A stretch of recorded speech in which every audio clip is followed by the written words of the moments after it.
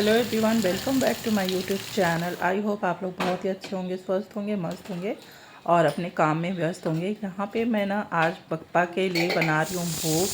भोग में था बहुत कुछ, मतलब बड़े पकौड़ी, सेवई, खीर और पूड़ी, चावल। मैंने मतलब उस दिन सामान ऑर्डर्स किए और उसके बाद मैंने इतने सारे भोग बनाए पप्पा जी के लिए, क्योंकि ना जो सामान हमें चाहिए था, कुछ सामान घर में थे, कुछ नहीं थे, तो फिर मैंने लगाया ऑर्डर फटाफट और उसके बाद मैंने बना लिया पप्पा जी के लिए भोग। और भोग में आप लोग देख ही सकते हो मेरा प्रोसेस किस तरीके से चल रहा है। फटाफट से मैंने चारों चूल्हों पे बनाया, क्योंकि आज ना दिन था सैटरडे, और सैटरडे के दिन ना एक का स्कूल ऑफ था और एक का सिर्फ मीटिंग था। तो मैंने सोचा चलो आज मुझे रेस्ट मिल गया है, क्योंकि ना अगर आप खाने में लग जाओ तो फिर से पूरा किचन नीट एंड क्लीन करो, तब उसके बाद भोग बनाओ, और पूरा अगर एक इंसान के ऊपर पूरे काम का बर्डन होना तो वो इतना काम नहीं कर सकता है।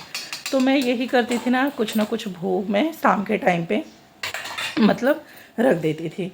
तब फिर ऐसे ही करती थी, शाम के टाइम पे भोग बना लेती थी, कुछ ना कुछ ऐसे ही मैनेज करती थी, कभी फूड का कभी किसी चीज़ का। लेकिन मन में आ रहा था ना कि बप्पा जी को मैंने बिठा रखा है और उनको भोग की पूरी थाली तो देना बनता है। थोड़े थोड़े भोग देने से कोई मतलब नहीं, उनके लिए प्रॉपर एक भोजन की थाली देनी चाहिए। क्योंकि होता है ना कि अगर आपके गेस्ट कोई आते हैं तो आप उनको इम्प्रेस करने की कोशिश करते हो कि नहीं, और हमारे तो विघ्नहर्ता हैं, दुनिया के करता धरता हैं, तो हम उनके लिए इतना कर ही सकते हैं। तो फिर बस मेरा मन बोला और मैं फटाफट से अपने कामों में लग गई।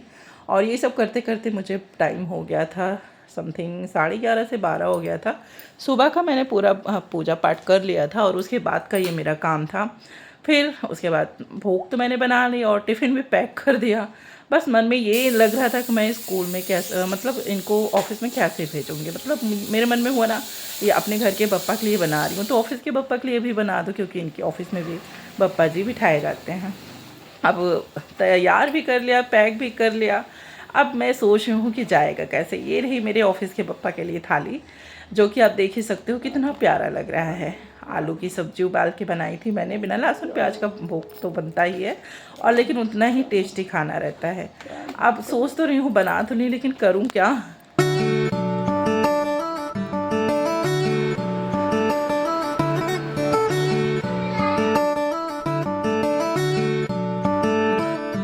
मेरा सोचना हुआ और उधर स्कूल से फ़ोन आया कि छोटी वाली का पेट दर्द हो रहा है। तो फिर मैंने इनको फ़ोन करके बताया कि वो स्कूल से फ़ोन आया, उसके पेट पे दर्द हो रहा है, जाके उसको लेके आओ। फिर ये ऐसे तो शायद मुश्किल था, क्योंकि मीटिंग से निकल के आना इम्पॉसिबल था, लेकिन पता नहीं कैसे टाइम भी मिल गया और ये स्कूल पहुँचे, पता चला कि बच्चा अब ठीक है।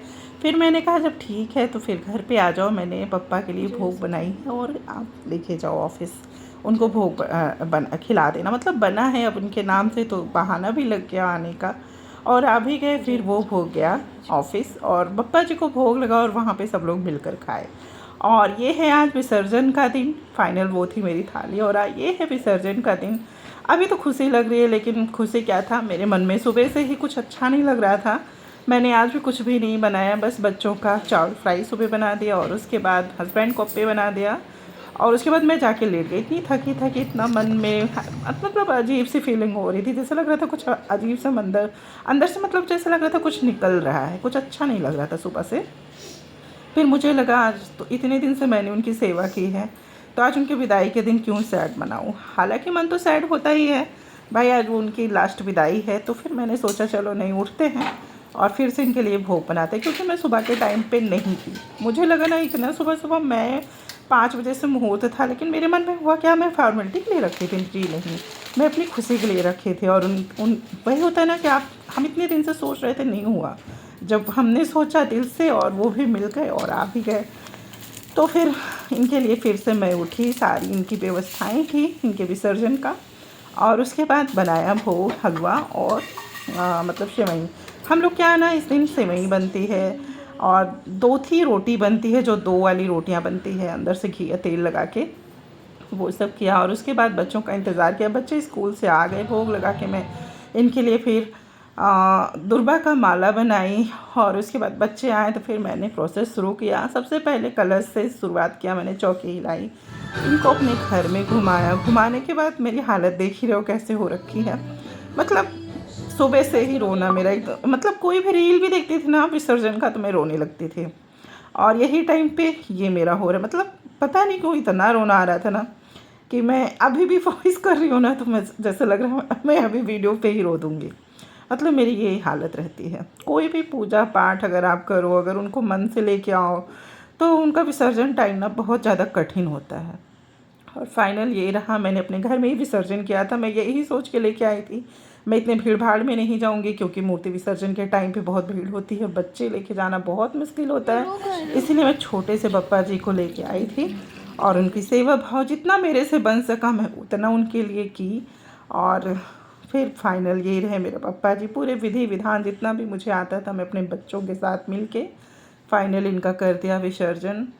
और देख ही सकते हो धीरे धीरे धीरे धीरे बप्पा किस तरीके से जा रहे हैं। मतलब पहले मैंने इसे सीधे ही रखा था, फिर जैसे लगा ना लेट गए, लेटने के बाद सीधे पानी में धीरे धीरे धीरे विलीन हो गए। और ये रहे इनके ऑफिस के बप्पा जी, जो कि अब ये वहाँ से उठा चुके हैं। मतलब इतने फ्लोर से उस दिन उतर के ये पैदल आए थे, बप्पा को लेके लिफ्ट से नहीं आए थे। कम से कम 10-12 मंजिल का तो होगा ही होगा, अब जितना भी होगा मुझे याद नहीं है, लेकिन हाँ इससे कम भी नहीं होगा वो फ्लैट जहाँ पे इनकी बिल्डिंग है ऑफिस की। और फिर उसके बाद ये लोग भी जा रहे हैं बप्पा जी का जयकारा लगाते हुए। इसी के साथ हम अपना वीडियो आज का करते हैं। कैसा लगा हमारा बप्पा का भोग से लेके विसर्जन तक का वीडियो ज़रूर से ज़रूर बताना। गणपति बप्पा मोरया। अगले बरस तो फिर से आ जय गणपति।